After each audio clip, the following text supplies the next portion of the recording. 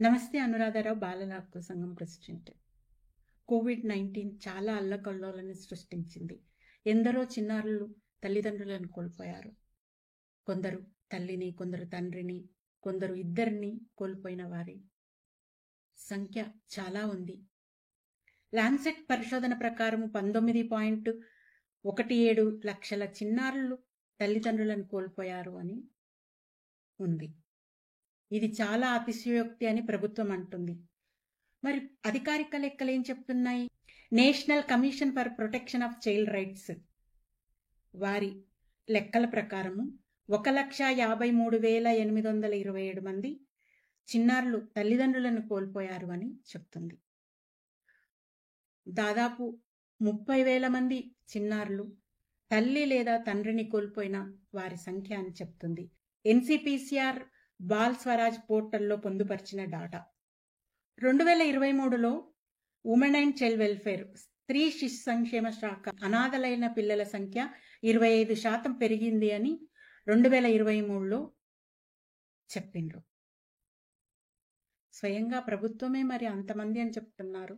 తల్లిదండ్రులను కోల్పోయిన చిన్నారులకు ఏమైనా ప్రభుత్వం సహాయం చేస్తుందా, ఎలాంటి లబ్ధి పొందుతున్నారు అని చూసినట్లయితే 2025 ఆగస్టు 24న బాలల హక్కుల సంఘం రైట్ టు ఇన్ఫర్మేషన్ యాక్ట్ను ప్రశ్నించింది లెటర్ ద్వారా.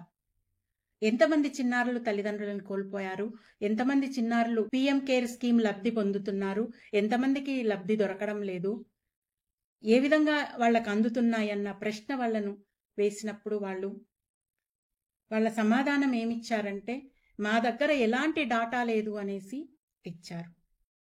ఇది 8 సెప్టెంబర్ 2005న బాలల హక్కుల సంఘానికి చేరింది ఆ సమాధానం. ప్రభుత్వం ఎంత బాగా పనిచేస్తుంది పిల్లల పట్ల అన్నది నిదర్శనం ఈ లెటర్ చూపిస్తుంది.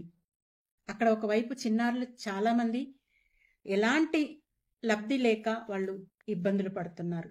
యాక్చువల్గా ప్రభుత్వం ప్రకటించిన scheme PM cares for children scheme అన్నది ప్రభుత్వం ప్రవేశపెట్టింది. కోవిడ్లో తల్లిదండ్రులను కోల్పోయిన చిన్నారులకు ప్రభుత్వం తరఫున లభించే లబ్ధి. దాని ప్రకారము అర్హులైన చిన్నారులు అప్లై చేసుకున్నట్లయితే వారికి ప్రభుత్వం తరఫు నుంచి 10 లక్షల ఫిక్స్డ్ డిపాజిట్ చేసి వాళ్లకు 18 సంవత్సరాలు పూర్తయిన తర్వాత నెలవారీ స్టైఫండ్ ఇచ్చి 23 సంవత్సరాలు పూర్తయిన తర్వాత మొత్తం డిపాజిట్ని వాళ్లకు అందజేయాలన్నది ఈ స్కీమ్ యొక్క సారాంశం. 10 సంవత్సరాల లోపు ఉన్న పిల్లలకు ప్రభుత్వ విద్యాలయాల్లో, కేంద్రీయ విద్యాలయాల్లో, సైనిక స్కూళ్లలో, నవోదయ స్కూళ్లలో, ప్రైవేటు పాఠశాలల్లో రైట్ టు ఎడ్యుకేషన్ యాక్ట్ ప్రకారము వాళ్లకు విద్య అందించాలన్నది స్కీమ్ ఉద్దేశం.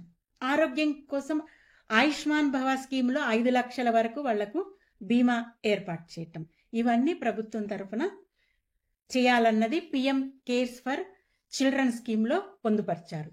మరి ఎంతమంది చిన్నారులు తల్లిదండ్రులను కోల్పోయిన వాళ్ళు అందుతుంది ఈ స్కీము?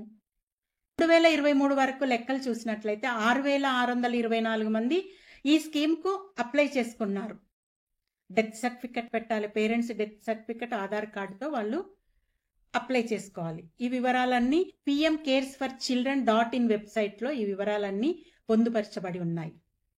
6,624 మంది అప్లై చేసుకుంటే 3,855 మందికి మాత్రమే ఈ స్కీము అప్రూవ్ అయింది. మరి మిగతా వారి సంఖ్య ఏంటి? అక్కడ ప్రభుత్వం లెక్కల ప్రకారమే 1,53,000 మంది పైగా చిన్నారులు అనాథలయ్యారు. మరి మిగతా వారి పరిస్థితి ఏంటి? వాళ్ళకి ఏమైనా అందుతుందా? ఏ స్టేట్కి ఆ స్టేట్ అందించాల్సిన సహాయము. తెలంగాణ రాష్ట్రంలో పిఎం కేర్స్ స్కీమ్లో 250కి పైగా అనాథలైనట్టుగా గుర్తించారు. అంటే మిగతా వారి పరిస్థితి ఏంటి? ఇది 2022 డాటా. ప్రభుత్వం దీని గురించి ఎప్పుడైనా ఆలోచిస్తుందా? ఖచ్చితంగా దీనిపైన ప్రభుత్వం దృష్టి పెట్టాలి. ఇప్పటికే కాలయాపన చాలా జరిగింది. 5 సంవత్సరాలుగా పిల్లలు చాలా ఇబ్బందులు ఎదుర్కొంటున్నారు. కోవిడ్ వల్ల తల్లిదండ్రులను కోల్పోయిన వారు, వాళ్లకు ఈ పిఎం కేర్స్ స్కీము, రాష్ట్ర ప్రభుత్వాలు ఇచ్చే స్కీమ్స్ వెంటనే అందరి చిన్నారులకు అందే విధంగా కేంద్ర రాష్ట్ర ప్రభుత్వాలు పనిచేయాలని బాలల హక్కుల సంఘం మరొక్కసారి ప్రభుత్వానికి విన్నవిస్తుంది. Thank you.